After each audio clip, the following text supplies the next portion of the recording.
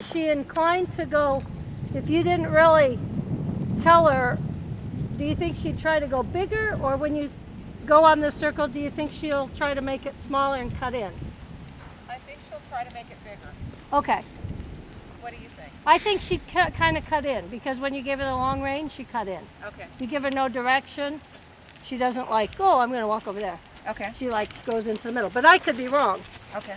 And it's just prepare for something. You know, if she cuts to the outside too much, you got to look around your circle and stay on it. Okay, so pick up your trot when you're ready and be ready to post. Good job.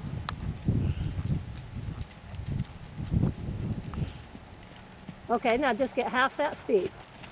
Half that speed. Pull back until she slows. Now relax your hands. Now pull back so she stays slow, and then don't pull back. Yes, feel the difference? Yes. Your first inclination was to pull up. And when she does that with her head, don't fix anything with your reins unless it's speed or she's pulling you down. And even pulling you down would mean, you know, you're halfway over her. So a little pull down is, she can do that. She can do that. She can pull down a little. I would always say a little bit slower. This is very similar to what we were doing with, what's the other horse's name? Coda. I have to think of something. Like with her, I have to think of that blue store. And then I can remember her name. This next little girl I have coming at 3 or 4, her name's Kendall.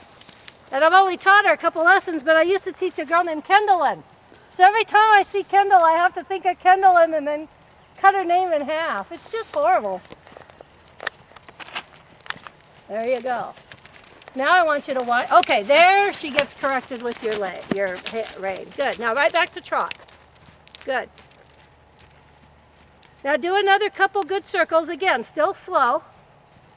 And what I want you all, do you have audio on your video? Okay. I'm going to say a couple things audioly so you can watch it on the video. I want you to watch your posting.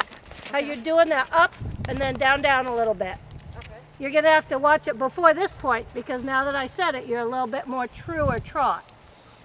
There you go. So I want you to wind your circle in smaller. There you go. See? She felt a little resistance in the hand and she didn't keep going down. Smaller, so it means her bend has to get more left. And again, it can't just be smaller on that side. It has to be a true circle smaller. Yeah, however many feet you are away from the blue circle, blue thing there is the same place. Good. Now do a tiny bit of leg yield in that you're going to use your left rein and your right leg, and you're going to, or right rein and left leg, I'm sorry. And you're going to bring her back out to your bigger circle. Good, just with your leg. Don't use your outside leg at all. Good, pop back to trot. Good. Change your diagonal, sit your 2 beats, good. And the other thing you want to watch is the fluctuation of the rein contact. You're being very good at being light, but you got to find the happy medium between not grabbing on the rein for your balance, yet giving her something for her balance. There you go. And you can, you know, go like that when she pulls down a little bit. Okay. And she'll quit doing it because she's not jerking you. And the reason she's not jerking you is because you're not on the hands aren't on those reins 100% of the time. Okay, now did you want your circle to be bigger or did she just kind of go there? Out there? Okay, that's okay. So go ahead and keep it a little bit bigger if you want. Okay.